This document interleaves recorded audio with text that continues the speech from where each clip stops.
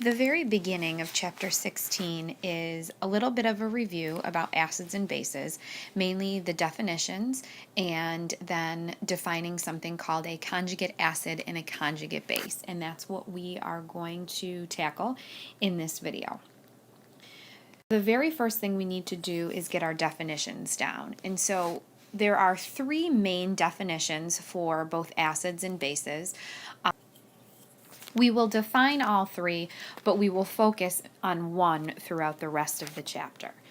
And so the one that you may be familiar with from your first year of chemistry is an Arrhenius definition. So for an acid, an Arrhenius definition is describing that substance as one that will dissolve in water and will increase hydrogen ion concentration. Now we call this hydrogen ion a proton as well, because a hydrogen atom has one proton and one electron. When that one electron is lost and it becomes a positive ion, it then is left with only a proton. Hence, we call it a proton. So when a substance dissolves in water and increases the hydrogen ion concentration, it is called an Arrhenius acid.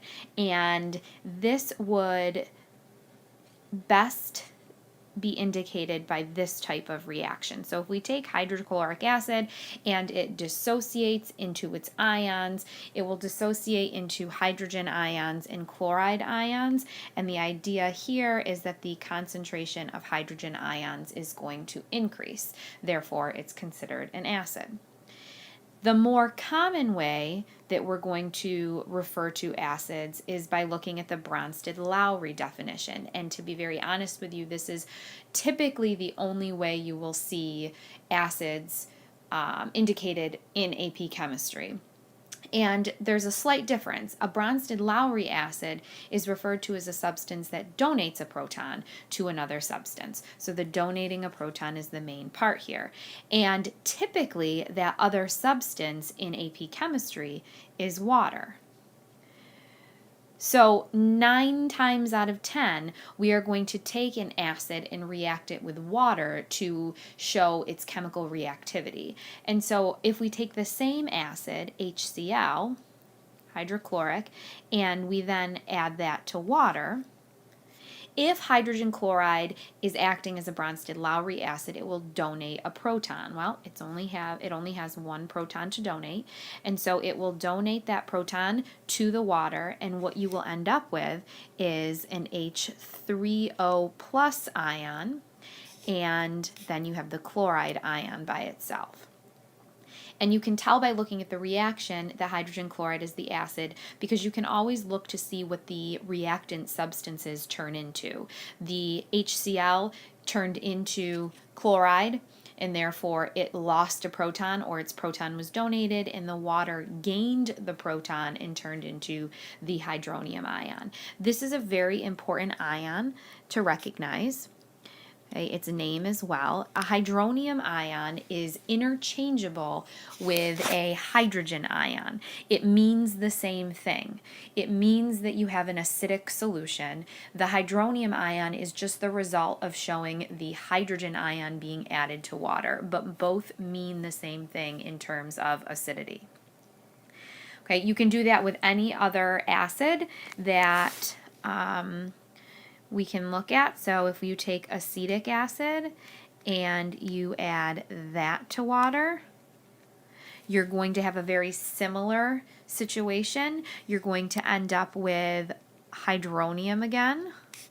Okay, so there's your hydronium, positive ion, and then you're also going to end up with the acetate ion, which looks like that. So it's the same idea. Acetic acid donated its proton to water, and therefore it's considered an acid. Now you may notice that I have a single arrow here and a double arrow here, and that I will address in a different video.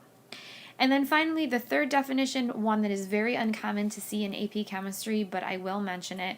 Lewis acids are called electron pair acceptors. Okay, so they're not donating a hydrogen, they're accepting an electron pair.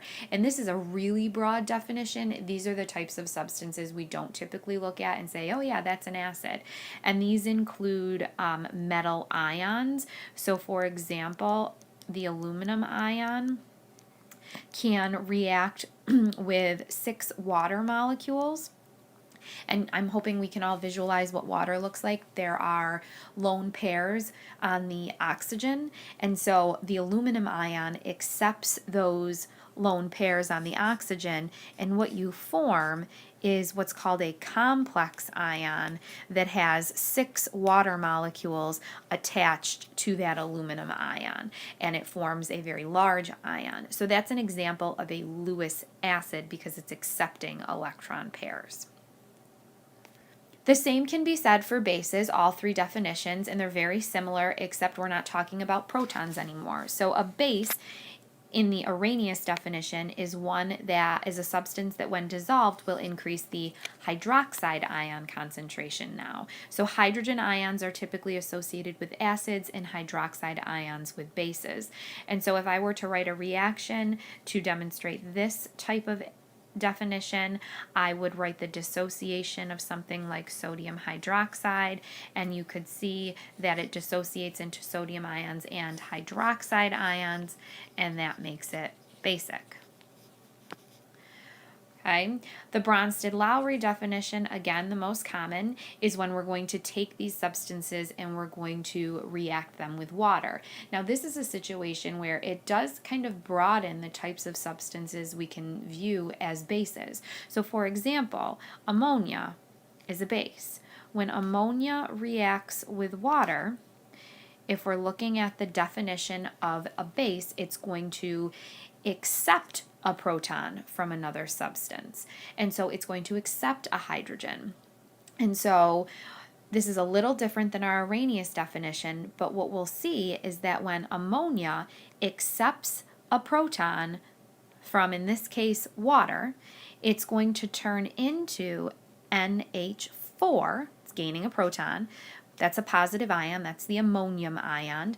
And when hydrogen lost that proton, it is left as just 1 oxygen and 1 hydrogen, or the hydroxide ion. So again, it's technically increasing the hydroxide ion concentration in the solution, but by just looking at the ammonia molecule, you wouldn't maybe notice that that is a base because you don't see the hydroxide ion in the molecule. You have to react it with water to see that. Okay, but it's the same idea. And then a Lewis base, again, very uncommon in AP chemistry, but a Lewis base is an electron pair donor. So this is basically any substance that has an electron pair to donate. So you may need to draw out the electron dot diagram for a molecule. Ammonia is another perfect example. If you draw out the dot diagram for ammonia, it has that lone pair at the top. It donates that lone pair to a Lewis acid, and hence it's referred to as a Lewis base. And the last definition that we're going to look at is amphiprotic. Sometimes you can read it as amphoteric. They mean the same thing. And this is a substance that can be either an acid or a base, and it really all depends on what substance it reacts with. And the perfect example of this, and you've seen it as we've been writing these Bronsted-Lowry reactions, is water. Depending on what water reacts with, it can either accept a hydrogen, so it can act as a Bronsted-Lowry base, or it can donate a hydrogen and act as a Bronsted-Lowry acid. And so if it accepts a hydrogen ion, it turns into a hydronium ion. And that is typically seen when it's in a it reacts with a substance that is more acidic. So the acid donates the proton to water, water accepts it and acts as the base. Or water can donate a hydrogen to something, and when it does that, it ends up as the hydroxide ion, and this hydrogen ion that I've drawn here is usually part of another substance after that. So that is very similar to what we saw in our reaction up here. So you should be able to recognize an acid and a base if they are written in a reaction with water based on whether it donates or accepts a proton. But what you also need to be able to do is identify a conjugate acid and a conjugate base. You're going to see them as what we call conjugate acid-base pairs. And so the definition is extremely important. This is a common multiple choice question on the AP exam, one I've seen a few times, and it's actually a pretty easy one to get a point for, because if you know the definition, you should be able to identify them. There are two substances in aqueous solution, because all of these acids and base reactions happen in aqueous solution, whose formulas differ by one proton, by one hydrogen ion. So that means that one substance in the pair has a hydrogen ion and another doesn't, or one substance has two hydrogen ions and the other has one, but it can only differ by one hydrogen ion. And so here's an example. You have the hydrogen sulfide ion that is going to react with the hydrofluoric acid molecule. And you can tell which one is an acid or a base if you look at what it turns into. So if you didn't see the products, it might be a little difficult to identify this as a base because it has a hydrogen ion. So it could donate, it could accept. That is another example of an amphoteric or an amphiprotic substance, but it reacts with something more acidic. And so if you look at the products, you have a fluoride ion, which means that the hydrogen fluoride molecule or hydrofluoric acid donated a proton, making it an acid. And then you have the H2S, the hydrogen sulfide molecule now, and that means that the hydrogen sulfide ion over here accepted a proton, making it a base. Now, in the other direction, okay, and what I mean by that, see our double arrow here? That means that the reaction can go in the forward direction and it can go in reverse. And so in the reverse direction, you've got fluoride and you've got hydrogen sulfide.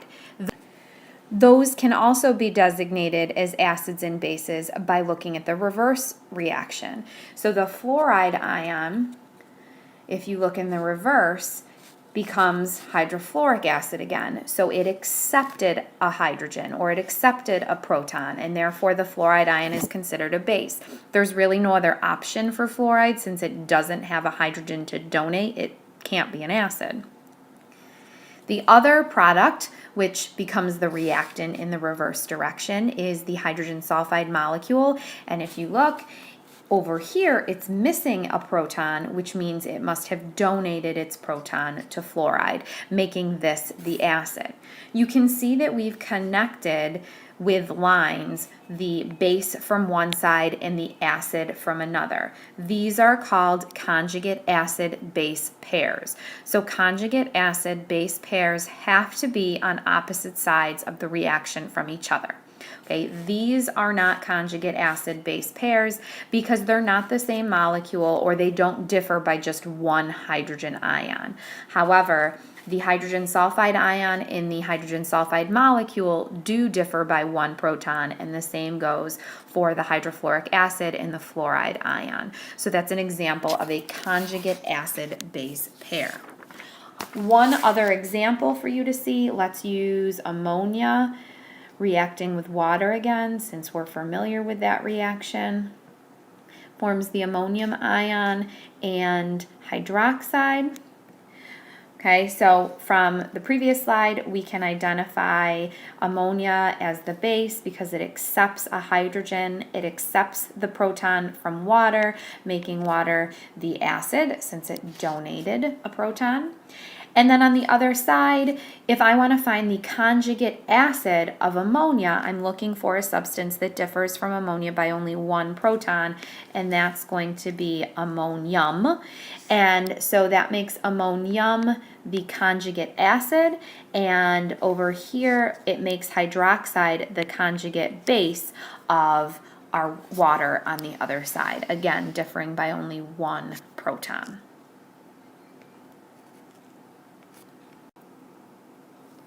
So at this point, what you should be able to do is identify an acid and a base. Given a reaction, you should be able to define acids and bases 3 different ways, and you should be able to identify conjugate acid and base pairs in a reaction. Going forward from here, you are going to learn about acid and base strength.